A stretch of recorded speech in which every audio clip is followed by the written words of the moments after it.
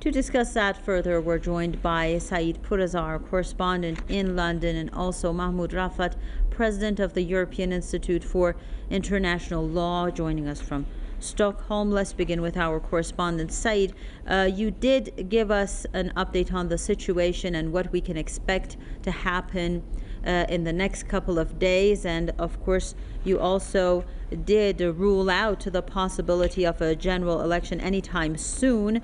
If you could please give us a brief explanation of what we can expect to happen in the next few days.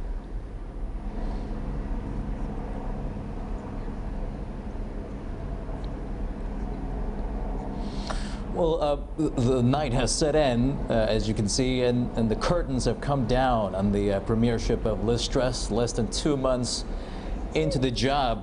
Gisu, as to what will happen, let me read you a paragraph from the Conservative chair, Jake Berry's letter to the Tory or Conservative Party members. He says that over the coming days, the Parliamentary Party will vote to decide the final 2 candidates who will participate in a ballot.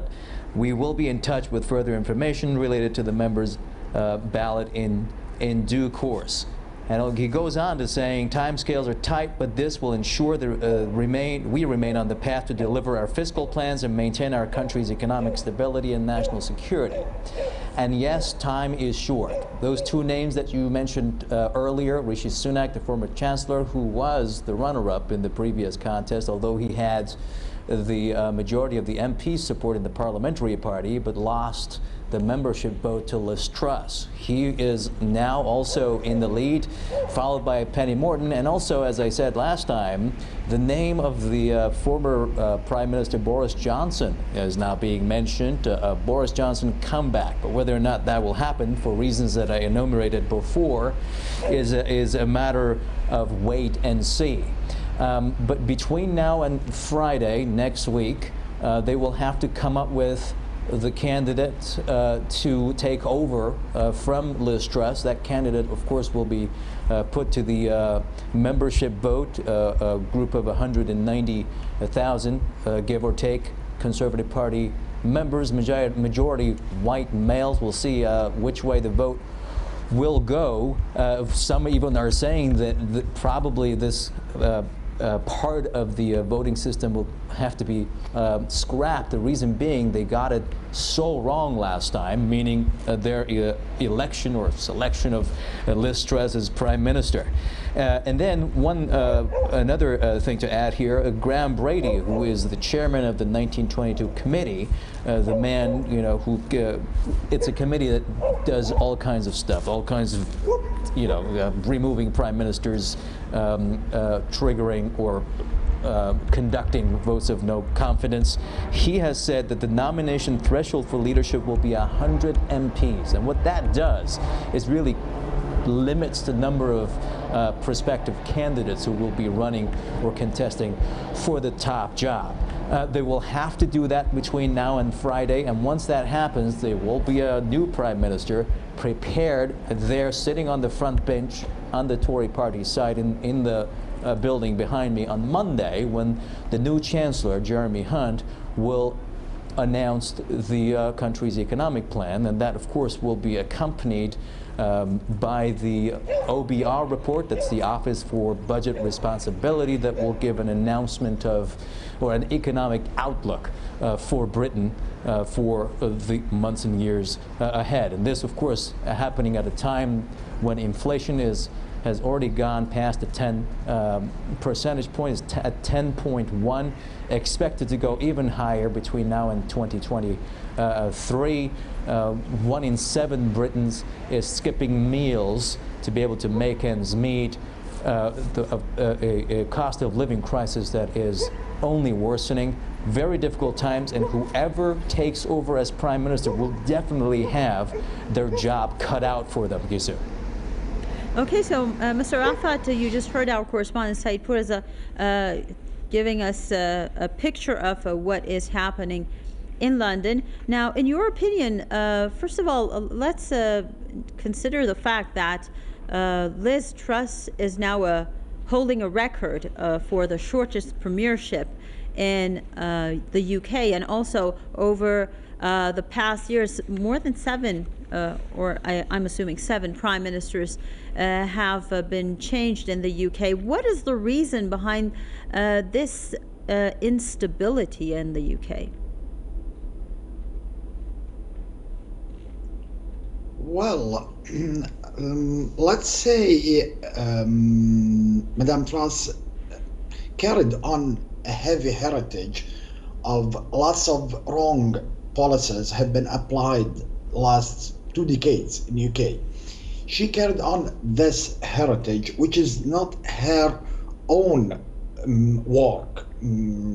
What happened last 2 decades, starting from the invasion of Iraq and going back even to late 19s, we can say, even though the policies went outside of the correct way or the right way. That's why it's a big accumulation until we reach it today, what we have of the power of purchase, of the national security, after the Brexit, the economic situation, and lots of symptoms. But these symptoms, at the end of the day, were not created last 6 weeks of the power or the period Madame Truss spent the power. This is long and very long heritage of mistakes, and big chain of mistakes continued last more than 2 decades. That's why.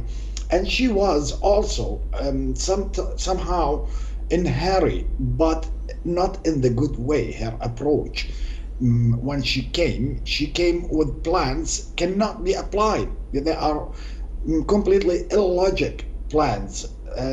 That's why, since more than 1 week, her resignation was highly expected to be done at any time and to happen at any time, and that which happened today.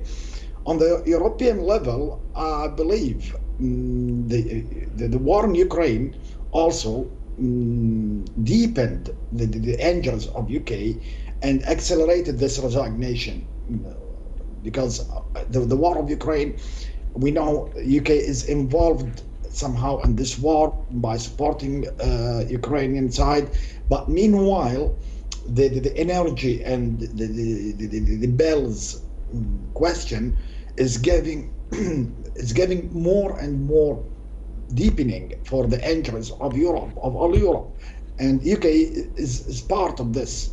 Despite the Brexit, UK stays part of Europe geographically at the end of the day. That's why it was again expected the resignation of Madame Truss at any time. So, Said, considering what Mr. Rafat just mentioned, and you also mentioned yourself that the next Prime Minister will be facing a lot of challenges, how capable do you see the Tory party to come up with some kind of economic policy to ease the situation?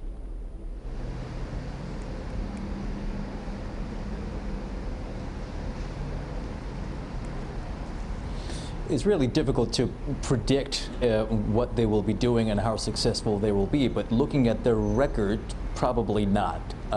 You hear words such as the Tory party being ungovernable, that they have lost their credibility with their voters, with their membership, because of the policies that they have adopted, not least the policies that were adopted by now lame duck Prime Minister Liz Truss, the damage that Boris Johnson inflicted upon the party over those rule-breaking parties that took place on his watch at his residence, the denials, the mocking of the people by people who work for him.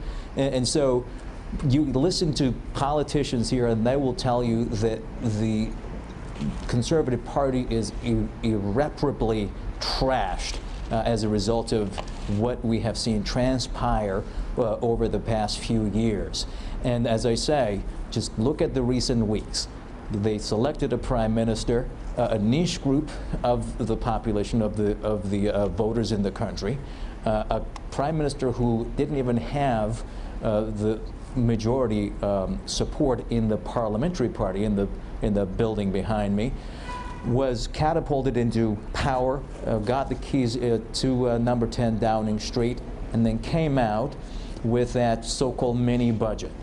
Told people she was going to support them with their energy bills for 2 years. That, we know, has been cut short to until April next year, and we don't know what's going to happen beyond that. Probably we'll get some clarity on that on October 31st.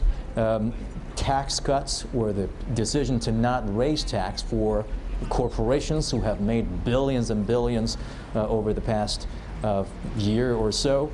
The decision to remove the cap on bankers' bonuses, that is still government policy, as you know, and also reducing tax for people, the highest earners, people who are already making a lot of money. This is a party by and large, to many accounts, is out of touch with the general public, how people are doing and how difficult life has become, and the suffering of the people. And so it looks to me like this is a party that is not capable of really putting their hands, putting their thumb on the pulse of society, and come up with solutions to these problems that are only getting worse as we move forward. Their involvement and support for the ongoing war in Ukraine is another one. Their decision to wean themselves off cheap energy from Russia, and the refusal, along with other countries, to start some kind of a dialogue or negotiation to put an end to a war that is still rumbling on, the impact of which is being felt everywhere. You go to supermarkets, you see the impact on your shopping bill. You want to fill up the tank in your car, you're feeling the pinch at the pump. Everywhere you go, people are experiencing hardship and difficulty, especially those on the lowest of incomes. And so there doesn't seem to be any hope that they will be able to lift the country or people out of the mess that they have put the country into anytime soon. And people are really outraged. They are angry, and they are really tired of what they have seen. Just look at the past few years since the onset of COVID, all the way to the handling of COVID by the previous government, and then the instability that this government brought to the country, the damage it did to the economy, to the markets, and the country's currency, the impact of which the ripple effects of which will be felt across this nation for years to come. And this is really just the beginning of it, the tip of the iceberg. It really depends on the next person, whether or not it's Sunak or Mordaunt or Boris Johnson, which is kind of unlikely at this point. At the same time, Jeremy Hunt, together, will they be able to undo some of the damage that the past few years, past two governments have done or not, is really a matter of wait and see. But all of this happening at a time when they are trailing far beyond the Labour Party in the polls. Labour is calling, as you know, for a general election now, and that tells you why the Conservatives are in such a weak position, why people are turning to the Labour Party. As of Liz Truss's resignation today, the Labour Party, I understand, has gained around 1,000 new members. So you can gauge really the level of anger and frustration at the Conservative Party in the United Kingdom.